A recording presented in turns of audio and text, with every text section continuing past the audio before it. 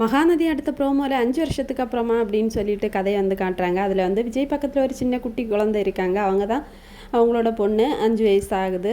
அதுக்கப்புறமா அவளுக்கு பர்த்டே வருதுன்னு சொல்லிட்டு விஜய் எல்லா ஏற்பாடும் பண்ணி விஜயோட தாத்தா பாட்டி எல்லாருமா சேர்ந்து ரொம்பவே ஜாலியாக சூப்பராக கொண்டாடுறாங்க. அதுக்கப்புறமா விஜய் சொல்கிறாங்க, நாளையிலேருந்து நீ ஒரு புது ஸ்கூலுக்கு போகிற அப்படின்னு வந்து போக போகிற அப்படிங்கிற மாதிரி சொல்கிறாங்க.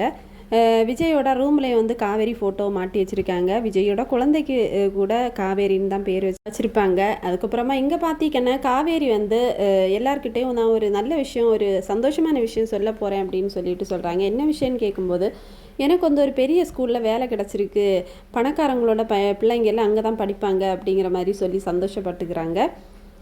இங்கே பார்த்தீங்கன்னா விஜயோட குழந்தை வார ஸ்கூலு காவேரி வேலைக்கு போகிற ஸ்கூலாக தான் இருக்கும். எப்படி வந்து விஜய் வந்து குழந்தைய வந்து ஸ்கூலில் விட வரும்போது எப்படியும் காவேரியை மீட் பண்ணுவார். ஆனால் காவேரிக்கு தான் விஜய் யாருன்னு தெரியுமோ என்னவோ. அடுத்த எபிசோடில் என்ன நடக்க போகுது அப்படிங்கிறத பார்ப்போம். இதோட ப்ரோமோ முடிச்சிருக்காங்க. தேங்க்ஸ் ஃபார் வாட்சிங்.